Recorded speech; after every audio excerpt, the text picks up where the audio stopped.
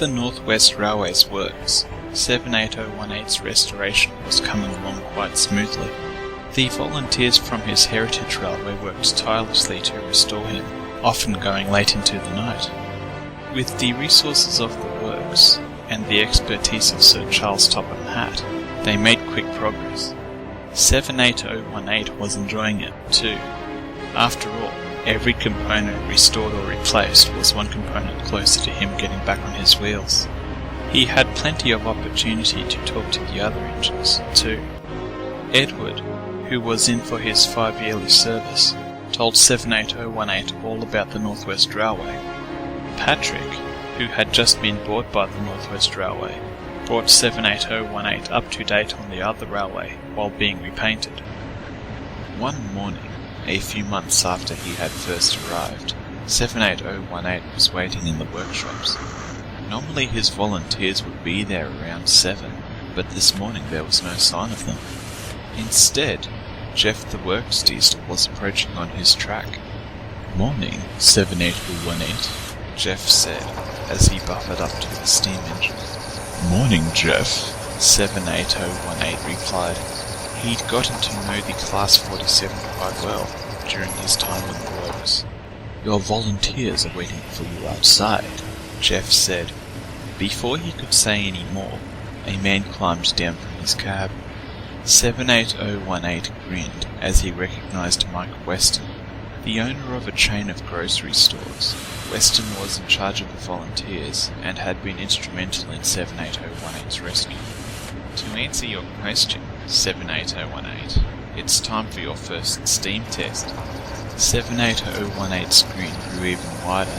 This test meant that he'd soon be able to move under his own power again. "We'll be using the water tank outside, as your tender's not quite ready yet." "That's understandable," 78018 replied, as he was coupled up. Slowly and carefully, Jeff moved 78018 out of the works.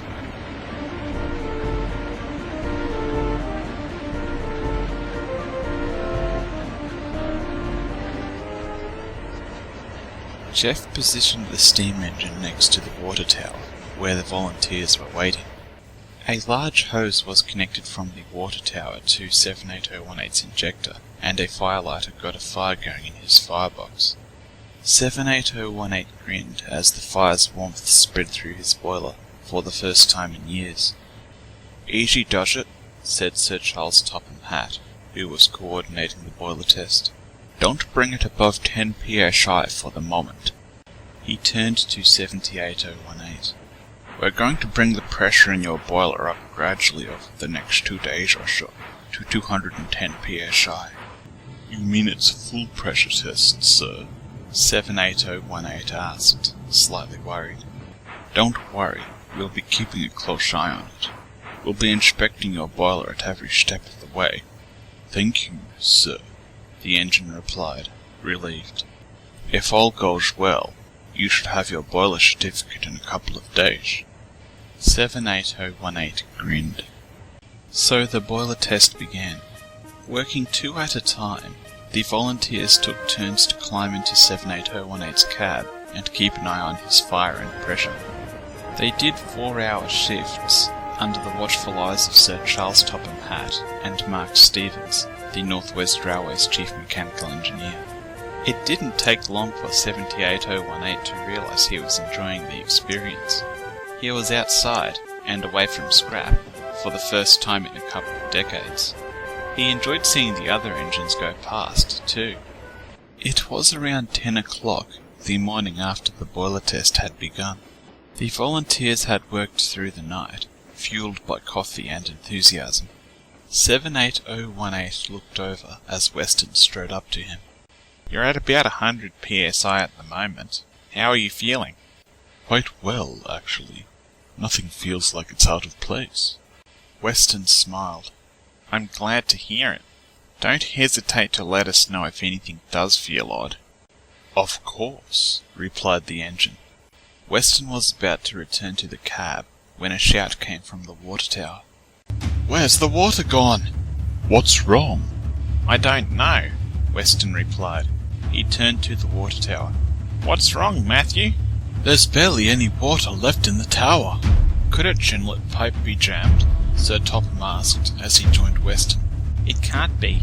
We had the plumbing inspected last week, Mark Stevens added as he ran up. Then it's the boiler.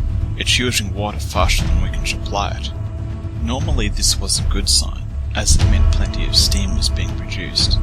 But now they needed to find another source of water, quickly. We can't stop the test now. That'll have wasted the last 24 hours.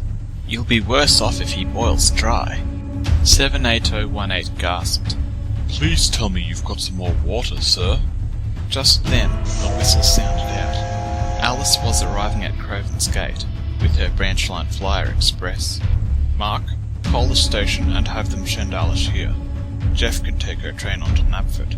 Mr. Weston, you'd better get another hose ready. As the two men dashed off to make arrangements, everyone hoped Alice would get there in time. A few minutes later, Alice backed down on the next track. She had barely stopped before two of the volunteers climbed up on her tender and opened her water tank. Excuse me, sir. I apologize, Alice, but we need your water, Sir Topham said, and he quickly explained the situation. I quite understand, sir, Alice replied when he had finished. I thought you would, Alice. Thank you. With that, he strode over to Stevens and Weston to discuss their next steps. Alice glanced over at the engine next to her. You're that scrap engine, aren't you? 78018 gasped. Scrap engine? I mean the one that was saved from the scrapyard. James has told us all about you. Oh, I see what you mean, 78018 replied. Alice looked over at the other engine, taking in his shiny new side rods, his polished brass, and the orange paint undercoat on his boiler. It looks like they've done a good job on you. You don't look like scrap at all. Thank you, My name's Alice. What's yours? I don't really have one. 78018 paused for a moment. Although if you insist, I would like to be known as Barry. Nice to meet you, Barry, Alice said. She paused for a moment. Isn't that the name of the scrapyard you were rescued from? Yes, it is. Barry paused for a moment, and a haunted look came into his eyes. Would you like to talk about it? Thank you, Alice, but I don't think you could understand, Barry replied. Alice didn't reply for a moment. I've been there too, she said quietly. What, a scrap sighting? Yes. I was working with my sister Mary when we were withdrawn. A diesel shunted us onto an old, overgrown siding among some old trucks and coaches who were also waiting to be sent to the scrappers. We sat there for days, not knowing what was going to happen to us. Then, one day, another diesel backed down in front of me. This is it, I thought. They'd finally come for us. But to my surprise, a man climbed down. He introduced himself as Dave Matthews, the president of the Great Northern Railway Preservation Society. He told me they'd bought me for their society, and that the diesel was to take me to their workshop in London. Goodbye, Mary, I said, as they uncoupled us. Goodbye, Alice, she replied. That was the last time I saw Mary. It was a relief to be rescued, but at the same time, I'll never see her again. That does weigh on me sometimes. Alice looked over at Barry. It's something I've learnt to live with. I can imagine what it would have been like to have to deal with that over and over.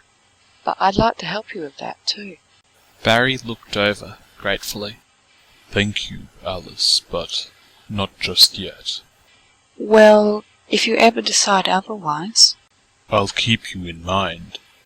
A moment later, Sir Topham and Mike Weston joined the two engines. Barry, we'll need to back your boiler off a bit until the water tower has had a chance to refill. How long will that take, sir? It should take about 10 minutes or so, replied Sir Topham. 8 minutes later, the water tower was full again. That's it.